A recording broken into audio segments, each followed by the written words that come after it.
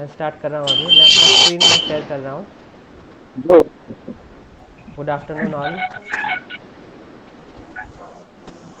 उसके बाद अभी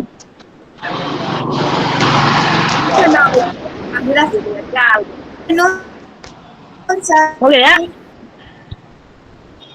okay, good afternoon all.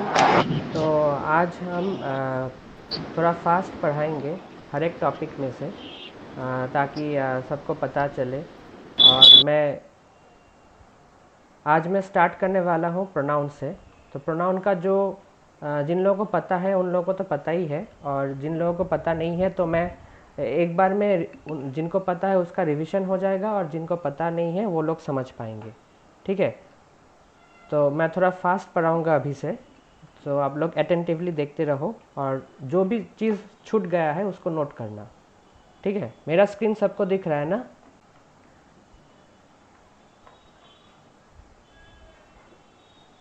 Screen दिख रहा है ना सबको?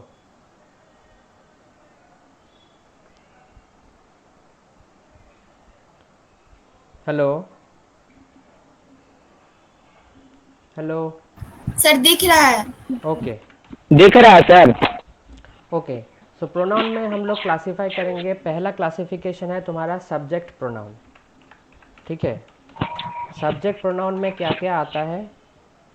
ये आता है डेफिनेशन पहले तुम्हारा बताइए सर। डेफिनेशन सर, चलिए सर। अच्छा, डेफिनेशन। ओके, सब्जेक्ट प्रोनाउन मतलब वो प्रोनाउन है। मैं लिखने से मैं बताऊंगा, ठीक है? उसको ध्यान से सुनो। सब्जेक्ट प्रोनाउन ये वो प्रोनाउन है जो रिप्लेस करता है सब्जेक्ट को किसी भी सेंटेंस में। ना ठीक है, किसी भी सेंटेंस में जो सब्जेक्ट होता है उसको रिप्लेस करता है, तो उस रिप्लेसमेंट को हम लोग कहते हैं सब्जेक्ट प्रोनाउन। जैसे मैं एक एग्जांपल लेता हूँ राम। सब्जेक्ट प्रोनाउन का मैं एक एग्जांपल ले रहा हूँ। देखो देखो, एग्जांपल है Ram is going to school. ठीक है, फुल स्टॉप दिया, फिर यहाँ पे मैंने लिखा राम की जगह पे रिप्लेस किया ही से, तो यह he is a good boy. तो ये जो मैंने रिप्लेस किया राम की जगह पे, जो मैंने ही यूज़ किया, ये हो गया तुम्हारा सब्जेक्ट प्रोनाउन। क्योंकि यहाँ पे सब्जेक्ट है राम, और राम को मैंने रिप्लेस किया प्रोनाउन से, तो ये सब्जेक्ट से प्रोनाउन से रिप्लेस हो गया, तो ही क्या हो गया? सब्जेक्ट प्रोनाउन हो गया। ठीक है, तो सब्जेक्ट प्रोनाउन का मतलब क्या क्या चीज़ होता है सब्जेक्ट प्रोनाउन? जैसे पहले आएगा आप तुम्हारा ही आएगा, फिर अगर कोई लड़की रहेगा तो उसको हम लोग रिप्लेस करेंगे शी से, ही शी दे। फिर तुम्हारा आएगा, हाँ, ज़्यादातर ही शी दे, ये सब कुछ होता है तुम्हारा सब्जेक्ट प्रोनाउन। मतलब अभी तक जो भी हम लोग सेंटेंस देखते हैं उनमें से सब्जेक्ट प्रोनाउन अगर आइडेंटिफाई करने के लिए बताएंगे, तो हम देखेंगे जहाँ पे ही शी और दे का इस्तेमाल किया गया है वो आएगा सब्जेक्ट प्रोनाउन के अंडर पे। ठीक है, उसी तरह से हम लोग नेक्स्ट जाते हैं ऑब्जेक्ट प्रोनाउन। नेक्स्ट आएगा तुम्हारा ऑब्जेक्ट प्रोनाउन। ठीक है, ऑब्जेक्ट प्रोनाउन का डेफिनेशन क्या होता है? ऑब्जेक्ट प्रोनाउन ये वो प्रोनाउन है जो ऑब्जेक्ट को रिप्लेस करता है। जैसे मैं एक एग्जांपल देता हूँ। एग्जांपल है तुम्हारा, जैसे एग्जांपल हो गया I have a gift, I have a gift for your boss, full stop, it, give it, sorry it नहीं होगा, यहाँ पे होगा give it to your boss. ठीक है, तो यहाँ पे क्या हो गया? ये जो हम लोगों ने बॉस लिखा है ये तुम्हारा हो गया ऑब्जेक्ट, तो इसको रिप्लेस करने के लिए हमने इट का इस्तेमाल किया गया है। Give it to your boss, I have a gift for your boss, आई हो गया तुम्हारा सब्जेक्ट हो गया। तो यहाँ पे जो ऑब्जेक्ट प्रोनाउन है ये तुम्हारा इट जो है ये ऑब्जेक्ट प्रोनाउन यूज़ करेगा।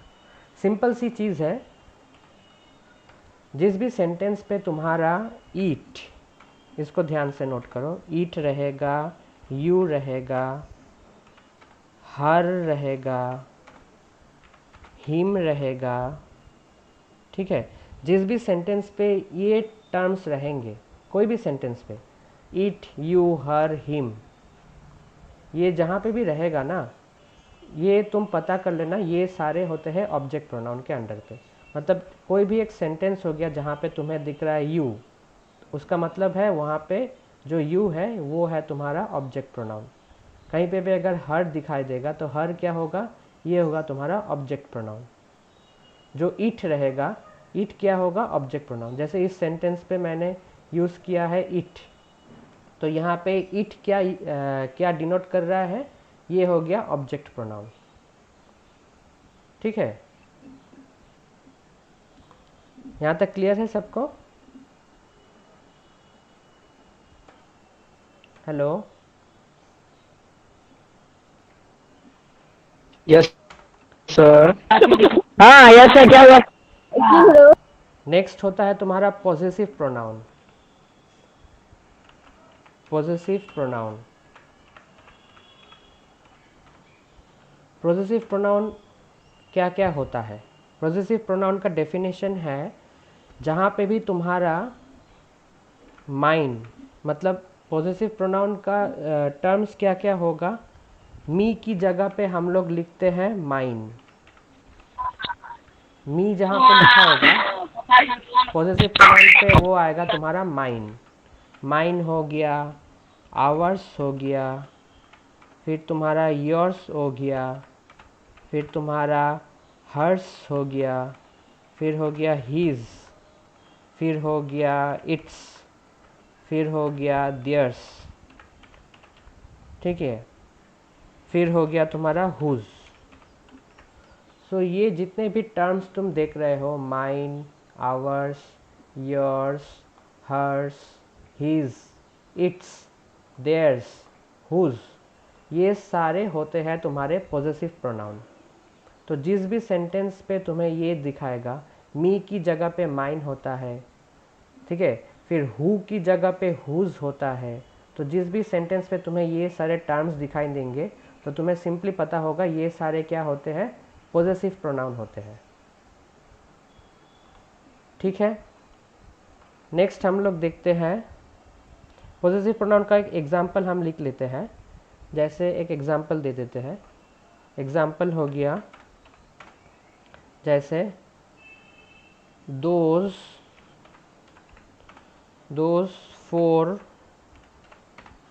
boxes, those 4 boxes, yes, those 4 boxes are ours। ये सपोज एक सेंटेंस है, तो इस सेंटेंस पे वो चारों बॉक्स आपका है, आर आवर्स, वो 4 बॉक्सेस हमारा है। तो ये सेंटेंस पे जो हमने आवर्स यूज़ किया है, ये क्या डिनोट करता है, ये तुम्हारा होगा पॉजेसिव प्रोनाउन, ठीक है। दोज 4 बॉक्सेस आर आवर्स, तो यहाँ पे इस सेंटेंस पे जो आवर्स है ये आएंगे पॉजेसिव प्रोनाउन के अंडर पे। नेक्स्ट हम लोग देखते हैं फोर्थ में पॉजेसिव प्रोनाउन हो गया, फिर आता है reflexive pronoun. Reflexive, REFLEXIV, reflexive pronoun, ठीक है। तो रिफ्लेक्सिव प्रोनाउन पे क्या होता है, रिफ्लेक्सिव प्रोनाउन वो होता है जहाँ पे ऑब्जेक्ट सब्जेक्ट परफॉर्म्स करता है अपना एक्शन, अपने आप पर एक एक्शन डिनोट करता है रिफ्लेक्सिव प्रोनाउन में। तो रिफ्लेक्सिव प्रोनाउन का हम लोग, रिफ्लेक्सिव प्रोनाउन का कुछ टर्म्स क्या क्या होता है, कोई भी सेंटेंस पे अगर तुम्हें दिखाई देता है हर सेल्फ, हर सेल्फ हो गया, फिर तुम्हारा हो गया इट सेल्फ, फिर हो गया तुम्हारा हिम सेल्फ, ठीक है, फिर हो गया तुम्हारा आवर सेल्फ्स, OURSELVES, ठीक है। तो ये जो टर्म्स तुम्हें दिख रहे हैं, herself, itself, himself, ourselves, ये जहाँ पे भी तुम्हें दिखाई देगा कोई भी सेंटेंस पे, तो तुम्हें ध्यान रखना है ये सारे होते हैं रिफ्लेक्सिव प्रोनाउन के अंडर पे। ठीक है, जहीं कहीं पे कोई भी सेंटेंस पे अगर ये सारे टर्म्स आपको दिखते हैं तो आपको पता चल जाएगा ये सारे क्या होते हैं, रिफ्लेक्सिव प्रोनाउन के अंडर पे आते हैं। जैसे मैं एक एग्जांपल देता हूँ, एग्जाम्पल है she allowed herself more time to get ready। ये जो सेंटेंस है, she allowed herself more time, she allowed herself more time to get ready। ठीक है, ये सेंटेंस पे जो हर सेल्फ है ये क्या होता है, ये डिनोट करता है तुम्हारा रिफ्लेक्सिव प्रोनाउन। अगर कोई भी बताता है बताओ इस सेंटेंस पे रिफ्लेक्सिव प्रोनाउन क्या है, अगर कोई भी पूछते हैं इस सेंटेंस पे रिफ्लेक्सिव प्रोनाउन क्या है, तो तुम्हें सिंपली बताना पड़ेगा इस सेंटेंस पे जो हर सेल्फ है हर ये सेल्फ। हाँ ये आएगा रिफ्लेक्सिव प्रोनाउन के अंडर पे। ठीक है, हर सेल्फ सर। हाँ हर सेल्फ सही बोले आप लोगों ने। ठीक है, नेक्स्ट हम लोग यस। हाँ बोलो। ओके, नेक्स्ट 5 नंबर पे आपका आएगा, 5th नंबर पे आएगा आपका इंटेंसिव। 5th नंबर पे आएगा तुम्हारा इंटेंसिव प्रोनाउन। ठीक है, तो इंटेंसिव प्रोनाउन क्या होता है, डेफिनेशन अगर आपको चाहिए तो मैं आपको बाद में लिखा भी दूंगा प्रॉपर डेफिनेशन, लेकिन फ़िलहाल जो इंटेंसिव प्रोनाउन को आइडेंटिफाई करने के लिए जो टर्म्स होते हैं वो मैं एग्जाम्पल के थ्रू यहाँ पे नोट करते जाऊँगा, क्योंकि डेफिनेशन बहुत तरीके से हम लोग डिफ़ाइन कर सकते हैं। ठीक है, तो इंटेंसिव प्रोनाउन में क्या क्या आएंगे, जैसे हो गया तुम्हारा माई सेल्फ, फिर आएगा तुम्हारा योर सेल्व्स,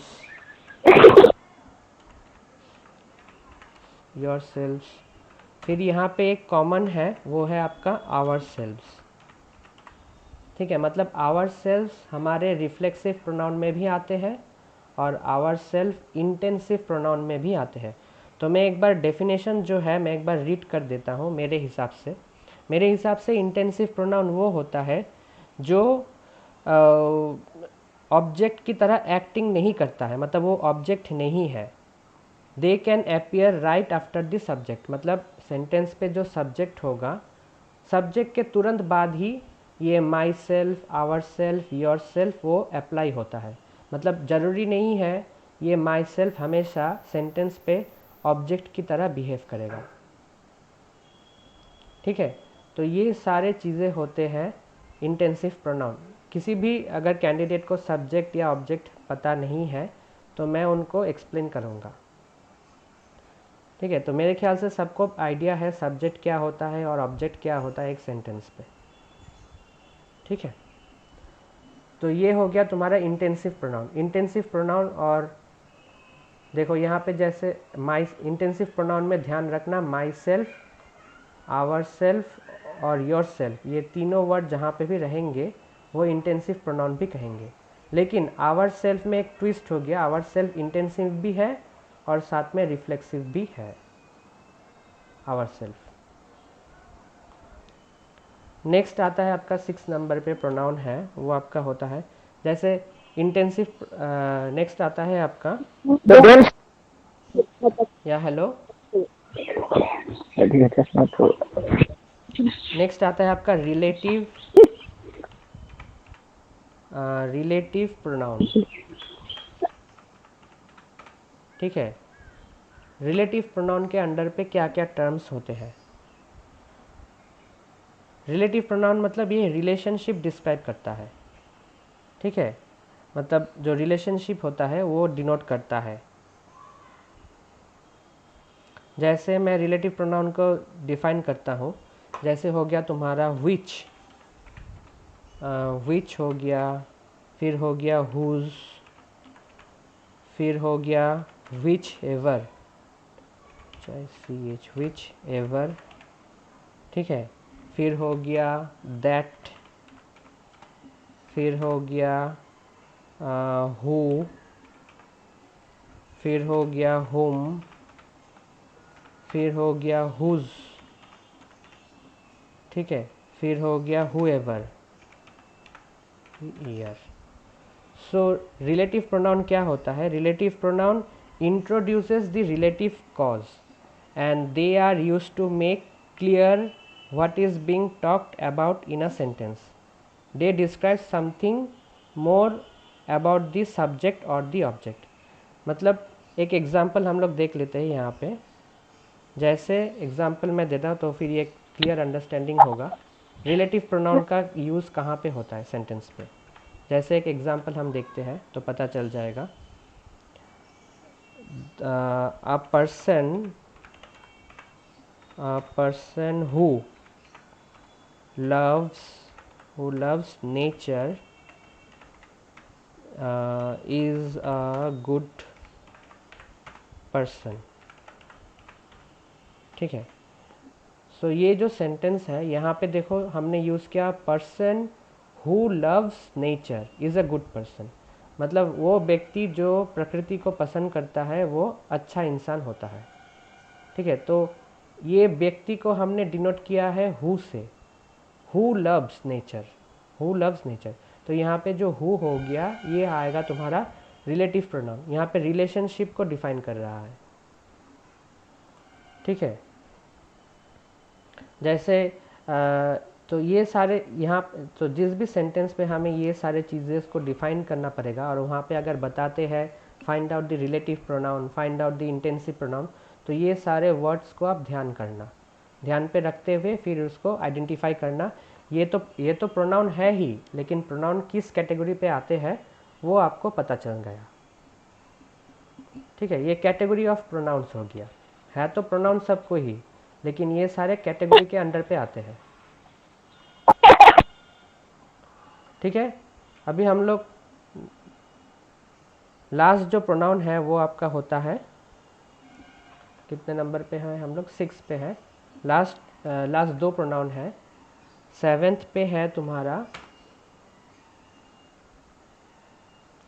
7 पे है तुम्हारा डेमोन्स्ट्रेटिव प्रोनाउन, ठीक है। डेमोन्स्ट्रेटिव प्रोनाउन क्या क्या होता है?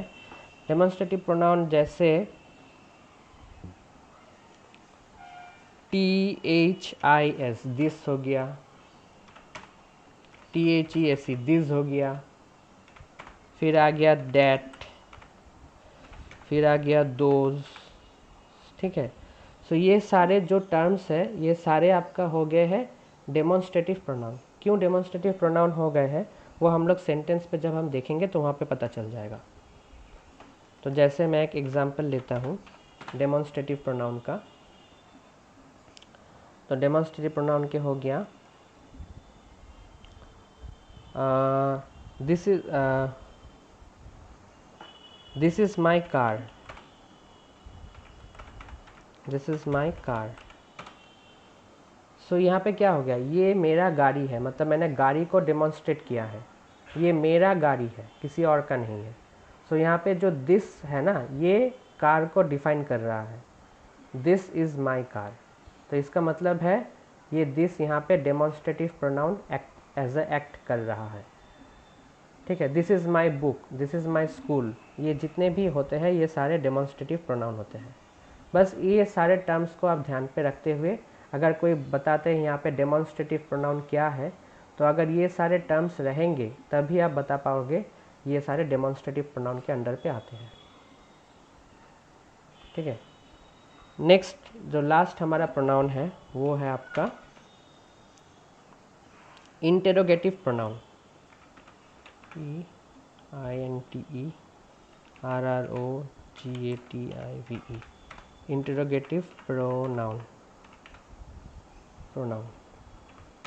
ठीक है, तो इंटरोगेटिव प्रोनाउन पे क्या, इंटरोगेटिव मतलब हम लोग वहाँ पे क्वेश्चन करते हैं, जहाँ पे जिस भी सेंटेंस पे क्वेश्चनिंग का होगा वहाँ पे जो प्रोनाउन यूज़ होगा वो इंटरोगेटिव होता है। जैसे व्हाट, व्हाट हो गया, फिर हो गया विच,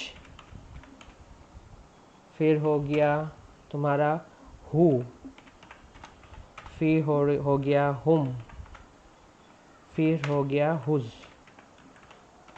ठीक है, तो व्हाट, विच, हु, हुम, हुज, ये जहाँ पे भी आपको दिखाई देंगे ये सारे क्वेश्चंस फॉर्म करने में यूज़ होता है। What is your name, what is your what does your father do, ठीक है, what does your brother do, तो ये सारे यूज़ होते हैं क्वेश्चंस फॉर्म करने के लिए।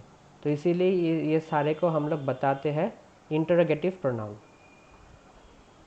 ठीक है, तो ये प्रोनाउन में सब कुछ हो गया।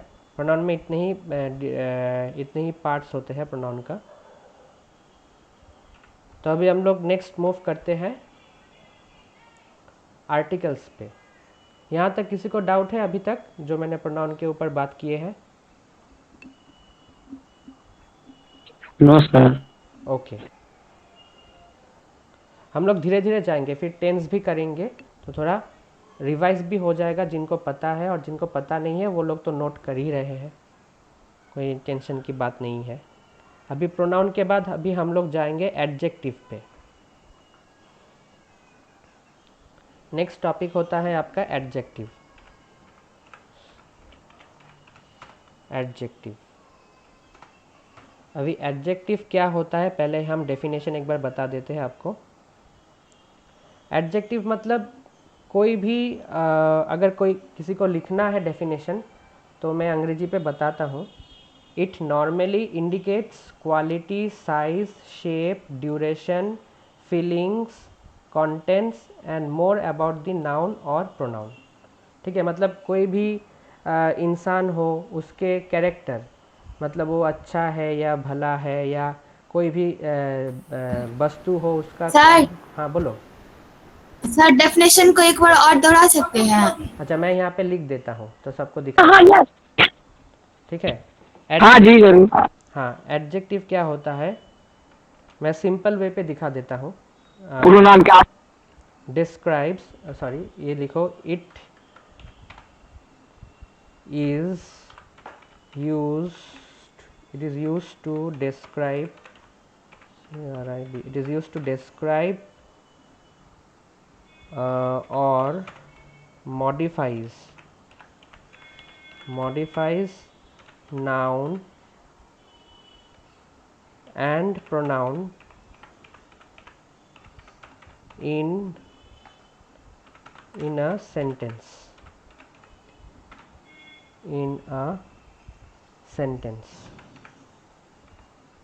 ठीक है। It is use to describe और modify noun and pronoun in a sentence. जैसे क्या क्या होता है, इट नॉर्मली इंडिकेट्स, क्या होता है,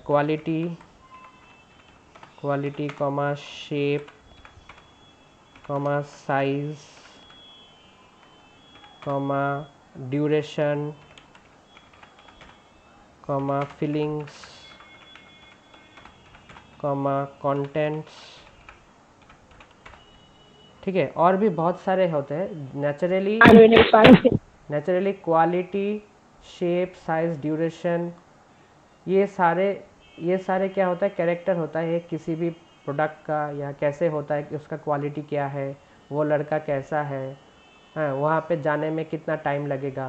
तो ये सारे चीज़ जहाँ पे हम लोग को एक्सप्रेस करने के लिए बताते हैं वहाँ पे एडजेक्टिव का यूज़ होता है। ठीक है, तो एडजेक्टिव में क्या क्या पार्ट होते हैं वो हम धीरे धीरे बताएंगे। जैसे मैं अभी एडजेक्टिव के पार्ट में ही डायरेक्ट जाते हैं तो वहाँ पे आपको डायरेक्ट समझ में आएगा। ठीक है, अभी लिख लो टाइप्स ऑफ एडजेक्टिव। एडजेक्टिव का टाइप्स क्या क्या होता है। टाइप्स पे लिख दो। एक नंबर पे, पहला नंबर पे आएगा तुम्हारा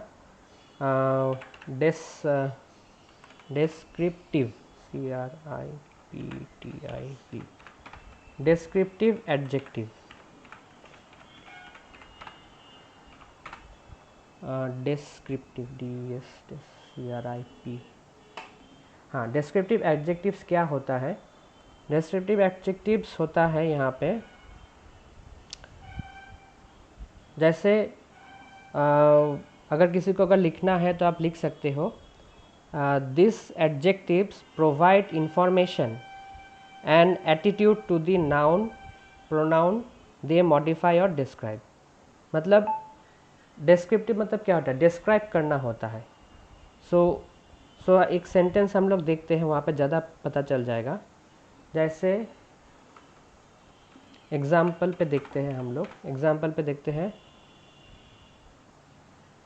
आई एम हंग्री।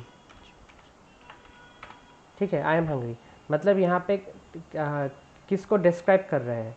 मुझे डिस्क्राइब कर रहा है, क्या है? मुझे भूख लगी है, आई एम हंग्री।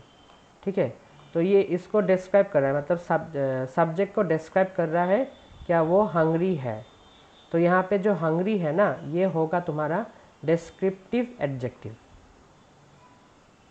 ठीक है, मतलब हाँ बोलो। यहाँ पे आई एम ए हंग्री, आई क्या है?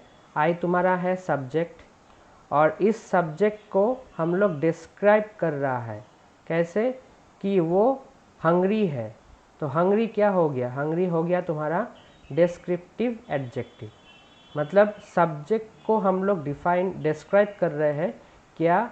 कि वो हंग्री है, तो इसलिए ये हंग्री हो गया तुम्हारा डिस्क्रिप्टिव एडजेक्टिव। ठीक है, मतलब यहाँ पे क्या है ना, तुम्हें सेंटेंस को पढ़ के समझना पड़ेगा। मतलब कोई भी सब्जेक्ट को हम लोग कैसे डिस्क्राइब कर रहा है। जैसे एक एग्जांपल और लेते हैं, जैसे एग्जांपल लेते हैं और एक, the train is running late. ठीक है, late by 3 hours। The train is running late by 3 hours। तो यहाँ पे जो ट्रेन है ना, ये ट्रेन क्या हो गया? ये तुम्हारा हो गया सब्जेक्ट। ट्रेन को हम लोगों ने डिफाइन किया है, क्या डिफाइन किया है? ट्रेन रन कर रहा है लेट से। ठीक है, तो यहाँ पे लेट जो हो गया, ये तुम्हारा हो गया डिस्क्रिप्टिव एडजेक्टिव। ठीक है, यहाँ तक सबको क्लियर हो गया? हेलो, कोई डाउट है यहाँ पे? यस सर, क्लियर है sir. Okay no sir.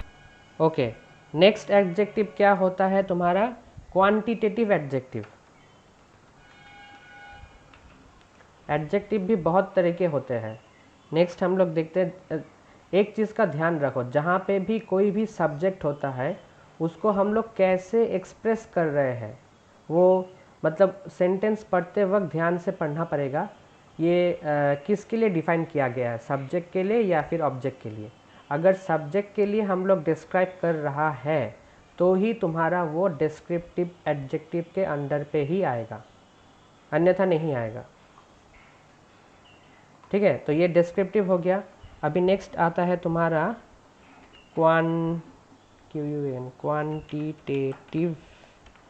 Quantitative adjective. ठीक है, तो क्वांटिटेटिव एडजेक्टिव का मतलब क्या होता है? क्वांटिटेटिव का मतलब क्या है? क्वांटिटेटिव मतलब कोई भी चीज़ का क्वांटिटी, मतलब कितना क्वांटिटी उसमें, चाहे वो दूध हो। सर कितनी मात्रा है? हाँ, कितनी मात्रा है, तो उसको हम लोग डिफाइन करने के लिए हम लोग यूज़ करते हैं क्वांटिटेटिव एडजेक्टिव। ठीक है, जैसे जहाँ पे भी जैसे टर्म्स क्या क्या होता है, जैसे होता है हाउ मच, फिर आता है तुम्हारा हाउ मेनी। ठीक है, तो ये टर्म्स जहाँ पे भी तुम्हें दिखाएंगे, हाउ मच, हाउ मेनी, तुम्हें पता चल जाएगा तुरंत ही ये क्वांटिटेटिव एडजेक्टिव डिफाइन कर रहा है। जैसे हम एक एग्जाम्पल लेते हैं, एग्जाम्पल हो गया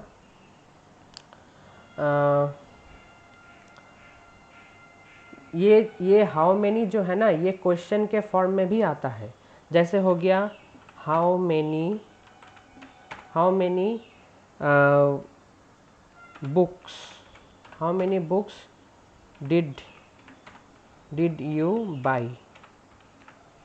यहाँ ये क्या हो गया, ये क्वेश्चन मार्क हो गया। How many books did you by, कितने बुक्स तुमने खरीदे हैं। ठीक है, तो यहाँ पे हाउ मेनी जो हो गया ना, ये क्वेश्चन की तरह भी काम कर रहा है, लेकिन ये हो गया आपका क्वांटिटेटिव एडजेक्टिव, हाउ मेनी। और एक एग्जांपल जैसे है I have 20 books, I have 20 books. I have kept 20 books on the table. मैंने एक टेबल के ऊपर 20 किताबें रखे हैं। ठीक है, तो यहाँ पे 20 क्या हो गया, 20 तुम्हारा हो गया, ये नंबर हो गया, क्वांटिटी दिखा रहा है किसका, बुक्स का क्वांटिटी दिखा रहा है।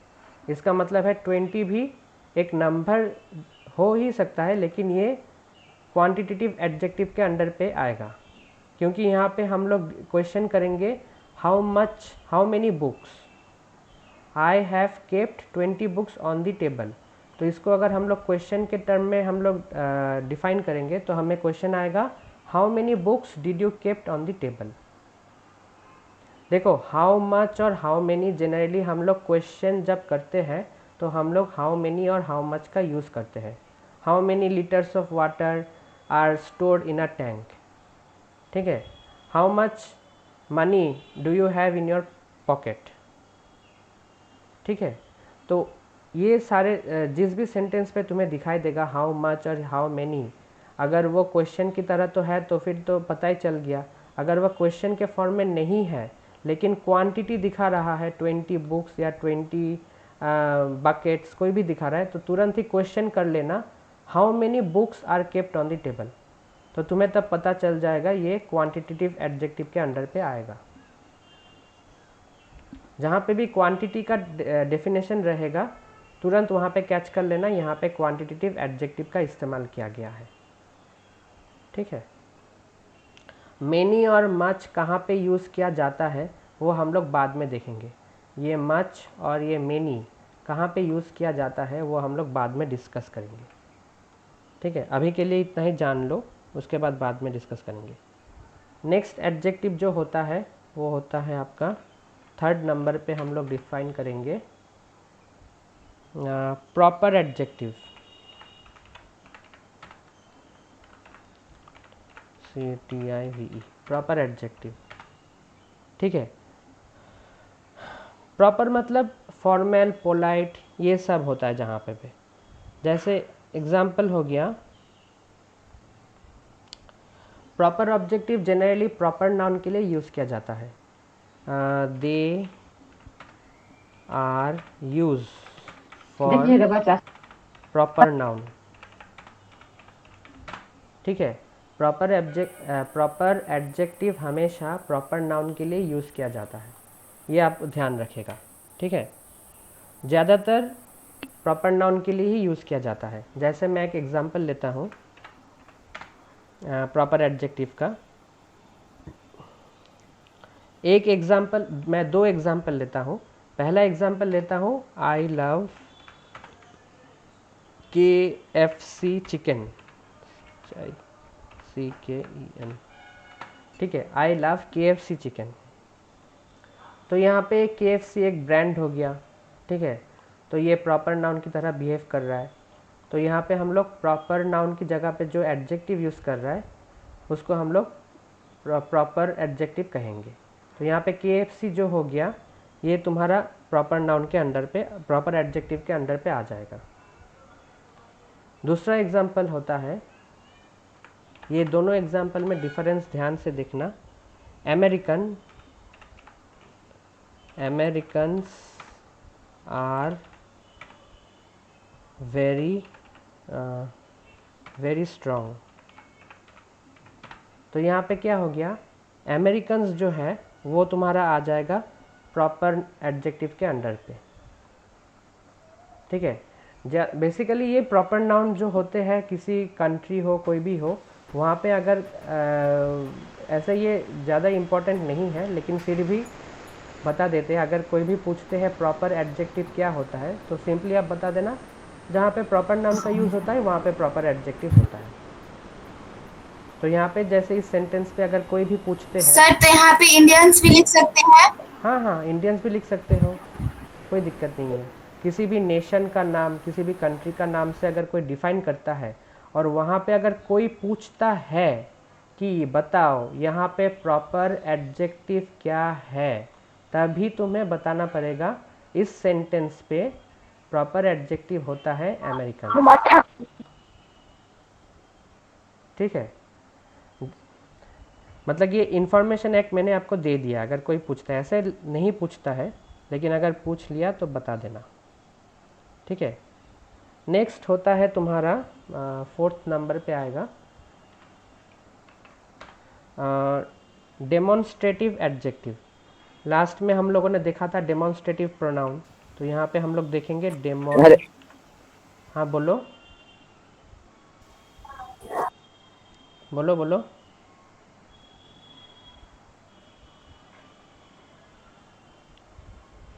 अच्छा, क्या बोल रहे थे, डेमोन्स्ट्रेटिव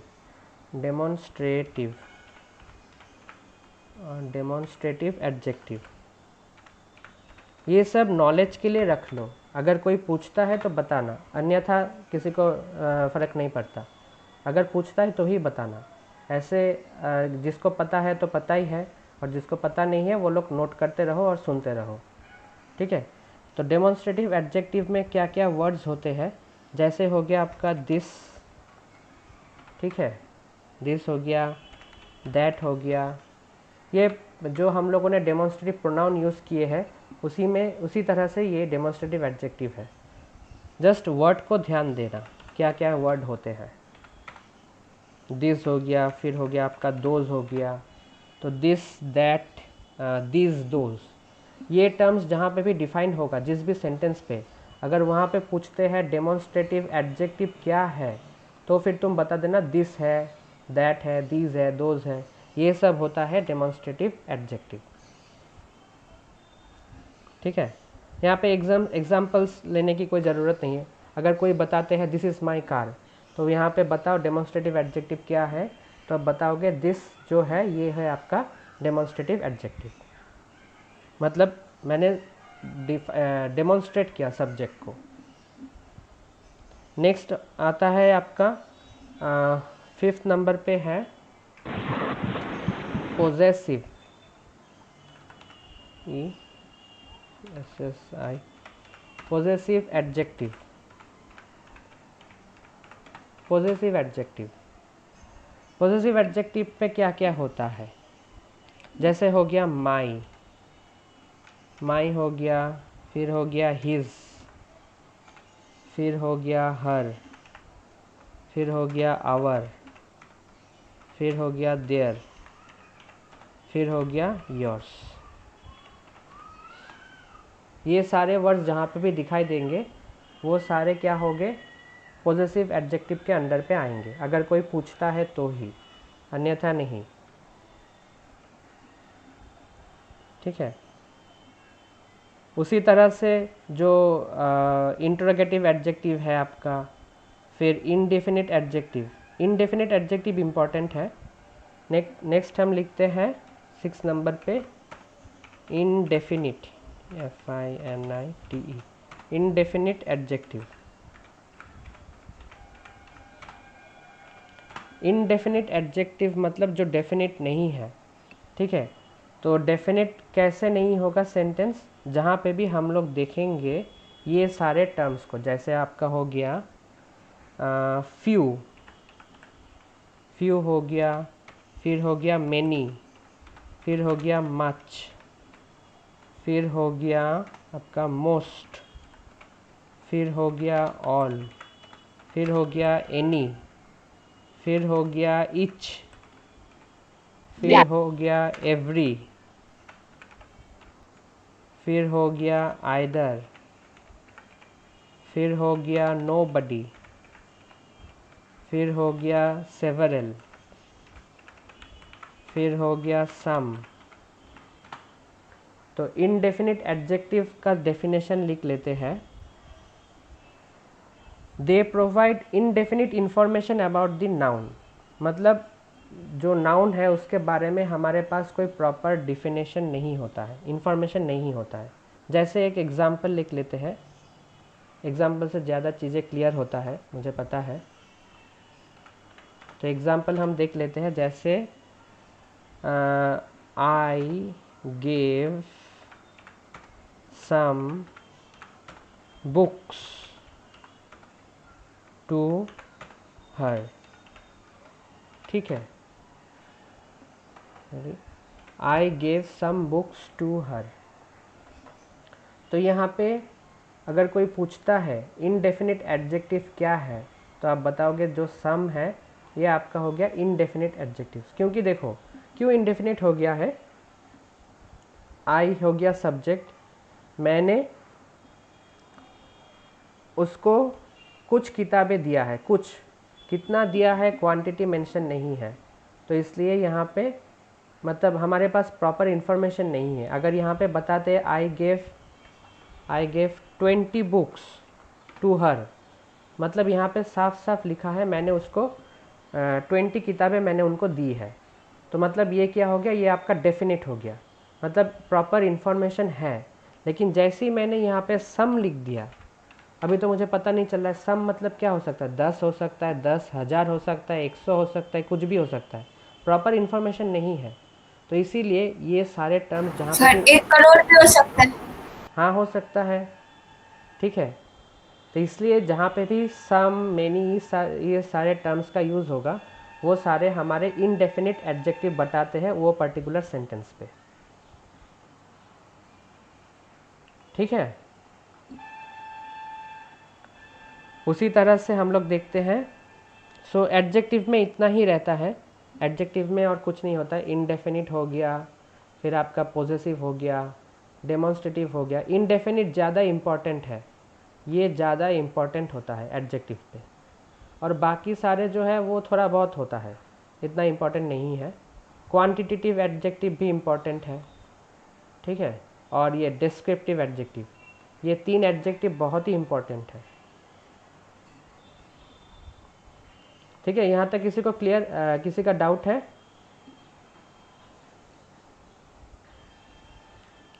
नो सर। ओके, अच्छा। अभी एडजेक्टिव में और एक चीज़ होता है, वो होता है आपका डिग्री। अच्छा, और एक एडजेक्टिव है शायद, हाँ, एक होता है आपका कंपाउंड एडजेक्टिव, इस ये भी इम्पॉर्टेंट है। Compound adjective, compound CTIV, compound adjective. Compound adjective का क्या क्या चीज़ होता है, कंपाउंड मतलब वो कंबाइन रहेगा, ठीक है। जैसे सेंटेंस की तरफ से मैं अगर जाता हूँ, कोई भी सेंटेंस पे अगर मान लो ये लिखा होता है broken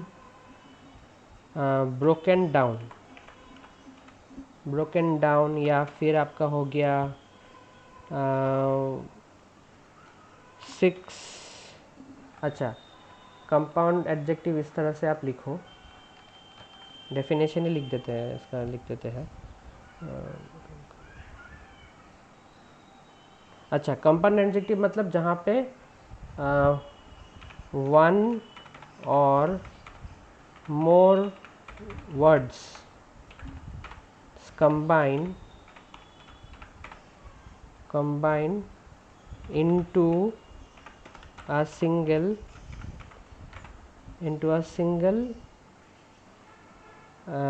unit and modifies a noun, ठीक है। इसका मतलब क्या हो गया, मतलब दो तीन वर्ड मिला के एक सिंगल वर्ड तैयार होगा जो नाउन को मॉडिफाई कर देगा। तो इसका एक एग्जांपल हम देखते हैं। इसका कोई वर्ड नहीं होता है, एग्जांपल में ही पता चल जाएगा। जैसे मैं बताती हूँ, एग्जांपल मैं लेता हूँ, I have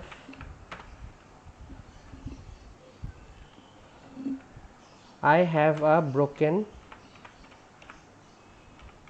I have broken down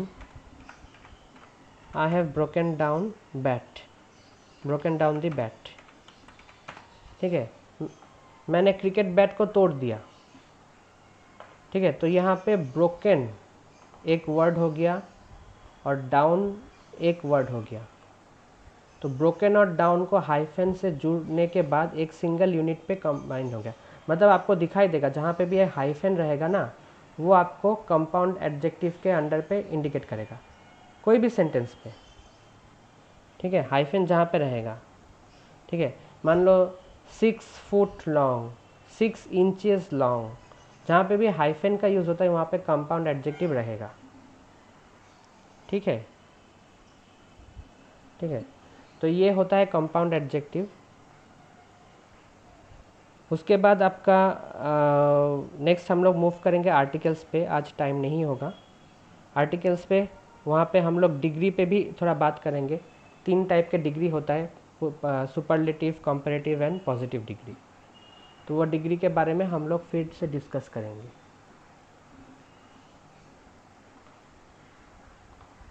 ठीक है, यहाँ तक किसी को डाउट हुआ अभी तक? No sir. No sir. Okay, no sir. ठीक है।